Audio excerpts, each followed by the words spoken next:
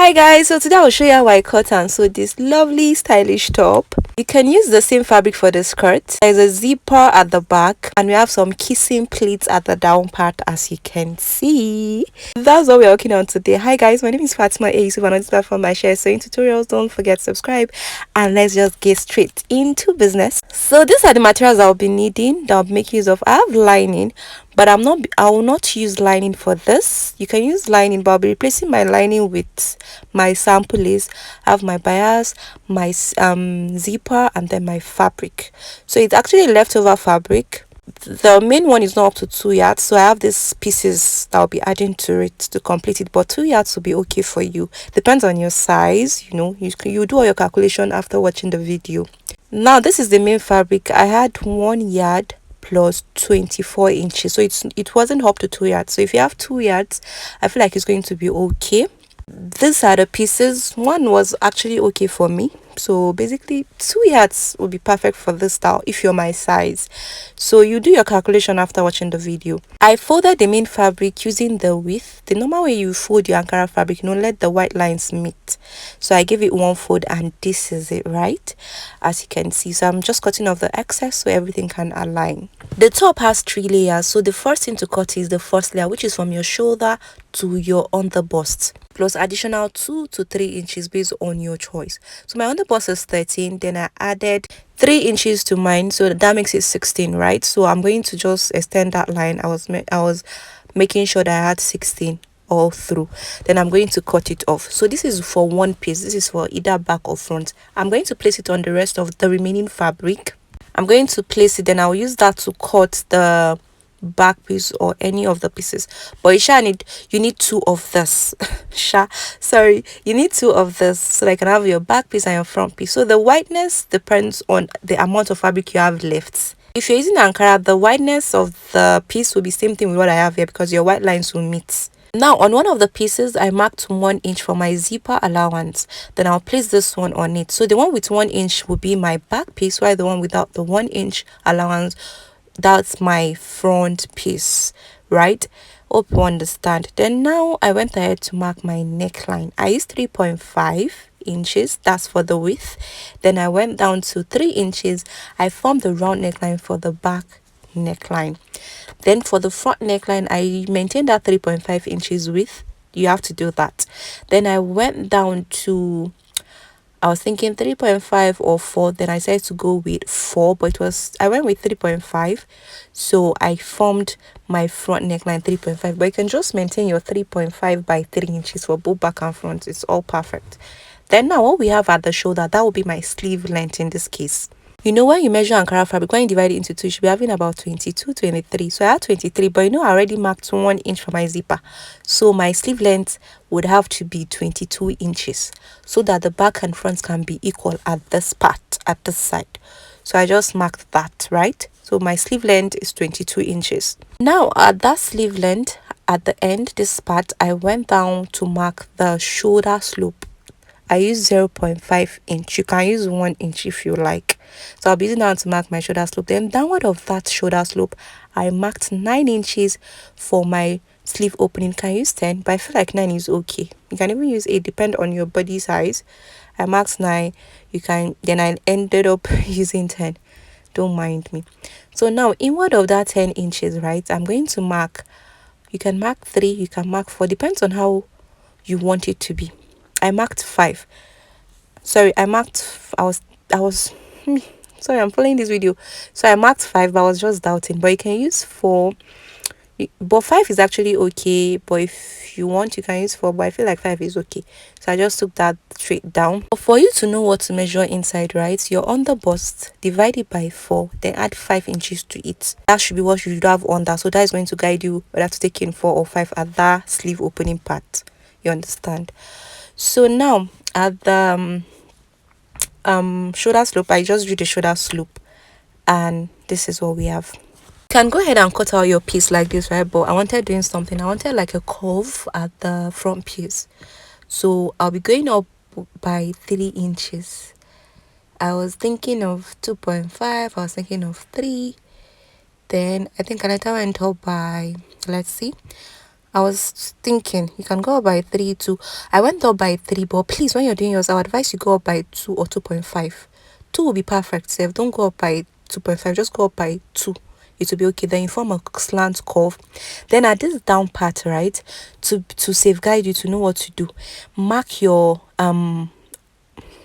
waist divide by 4, mark it at that point so that your curve line should stop there at the end, at the waistline or your underbust line. So I'm done drafting. I'll just go ahead and cut out my piece. You can see I lifted up that curvy part so I can cut it for only the front piece and not together, please. So that's what I drafted. So this is the first layer. The top has 3 layers. We are going to cut the second layer after this. So I'm done cutting, and this is how it looks. Pretty, right? Yes, I know. So let me show you what the front looks like and what the back looks like. So the only difference here that we have is that we have two differences. The back has zipper allowance and it's not curvy in the middle, while the front is curvy. So that's it. We're done with the first layer. Now we'll go on to the second layer, and this second layer is just from your underbust to your waistline. If my underbust is 13, my waistline should be 16. That's my half length line, should be 16. So that's like 3 inches. So that's just the wideness of the band I would be needing. So like I told you guys, I'll be using these pieces. Actually, one was okay for me, but to be on the safer side, I prefer it to be longer. I don't like shortage, so I had to join 2 pieces together to increase the length. So now this is what you need to do. In case you're using one piece, you have to fold it. You understand? So now we know that 13 is our on the bust, so to 16 is my waist. So from 13 to 16, like I said earlier, is 3 inches. You understand? So this piece is actually stitched together, so it's folded. In case you're using just one piece, please fold it into 2 when you're marking this, so that the place that is fully closed, that's your middle, that's your middle of your front piece, the place that is closed. So now I'm going to measuring the length of the band I want. You know, I measured 3, right, from 13 to 16. So I went ahead to measure more than 3 inches. I measured 4.5, but please, you can measure 4 so that half inches up, half inches down when you're sewing. Then remember that 3 inches that I marked at the curvy part, I also marked it upward. That should be at the close side, right? Then I extended that my 4.5 inches. That I said you should use 4, not 4.5. Right, so now on that my 4 inches, I'm going to impute my waist divided by 4. You know, this is folded, so my waist is 30, divided by 4 is 15. So I marked that. I went ahead to add 2 more inches. Now what you would do is, on that 4 inches line, right, from inward, from the close part, you measure your waist circumference, or your underbust, your waist or underbust. Waist, underbust, you can use underbust, since we used underbust at the front, the first layer. So you divide by 4, mark it. So this your curvy line should stop at that point, the same way I told you when we're cutting out the upper body, right? But I didn't do that. I will later do that in front. So I'm just trying to explain it for you so that you won't make the mistake here.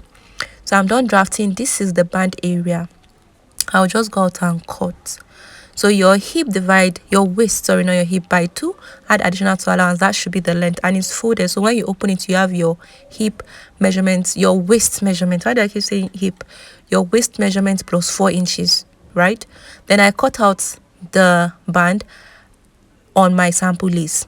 In case you're using lining, your sample lace will be your lining instead of sample lace. I will explain how to attach that. Now this is it. We have our band area, the second layer. You see, we have the first layer, we have the first and second layer, right? Then now for the third layer, the remaining fabric that I had from the main fabric that was not up to 2 yards, that's what I'll be using. You determine the length you want your gown to be. So your third layer should be from your 16 inches, that is your waistline, to your desired top length.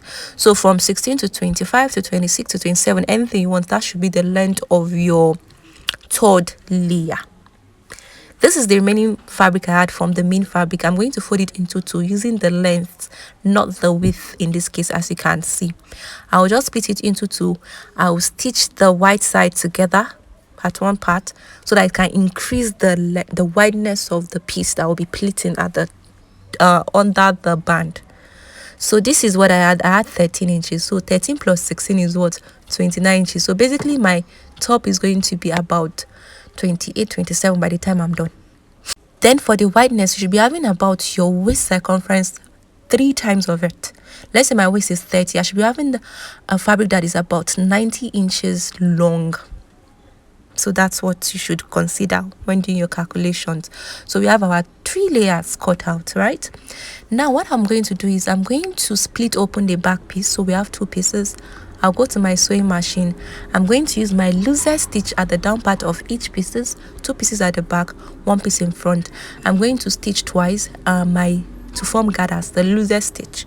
You do it twice. Then when I'm done, I'm going to draw my gathers in such a way that I'm going to have my waist divided by 2 at this front piece, divided by 2 plus extra 2 inches. That's 1 inch by the left, 1 inch by the right. Then at the back piece also I'll do the same thing, extra 1 inch by the sides. Then I joined it together. I didn't film that, I'm very sorry. I know every time I'll say I didn't film, please pardon me, it's my storage. I joined the back piece to the front pieces. Just make sure you join the right side to face the right side. Join it by the shoulder.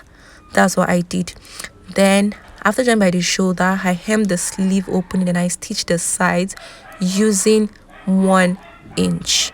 That is what I did. That 1 inch that I said you should leave by the side, that's what I did. I hope you guys understand. Please do. Then I've stitched the upper bodies, right? Now this is our band. What I told you earlier, please measure your waist circumference by 4. Mark it so that your curve should stop at that point, because the curvy part will only be at the front piece and not the back piece. So that's what I explained that, right, when I was doing my explanation at the beginning. So I had to do it later on because that was when it was at this point. I remember this what I was supposed to do, not what I did initially. So I had to cut off the excess for both the lace and the fabric. What next is to stitch our band effect or band area, to the upper body. Now what I'm doing, where the Ankara fabric is, that should be where your lining will be if you're using lining instead of the lace. So you want your Ankara to be in front, but I want my lace to be in front. So I place my lace right face on the right face of my fabric. Then I place my Ankara underneath it. So where my Ankara is, that should be where your lining is meant to be. Then make sure you're placing everything in the middle of your front piece. Make sure everything is in the middle of your front piece, and your middle of your band is also should be at the middle of your front piece. Then I'll stitch from middle to left, middle to right, and after stitching, this is what it is giving. So where this Ankara is, that's where your lining will be, and where the lace is, that's where your Ankara fabric will be, if you don't want to use lace like mine. Hope you're on the same page.